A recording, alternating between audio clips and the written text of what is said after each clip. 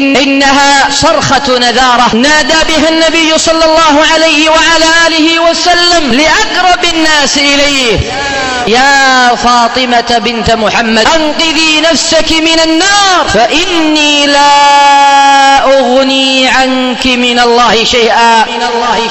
نذارة لي ولك يا عبد الله، نذارة من سخط الجبار، نذارة من نقمة الواحد القهار، نذارة من الطرد من رحمة العزيز الغفار، نذارة يوم أن تقف بين يديه ويوم أن تعرض عليه وحيدا فريدا ضريدا شريدا، ليس لك من الله من عاصم وليس لك سواه راحم. يوم أن تقف بين يدي الله مسلوبا من كل نسب، محروما من كل نصرة، وحيدا بين يديه تنظر وتقلب البصر فلا تجد إلا ذلك العمل. فمن يعمل مثقال ذرة خيرا يره، ومن يعمل مثقال ذرة شرا يره. ومن يعمل مثقال ذرة شرا يره.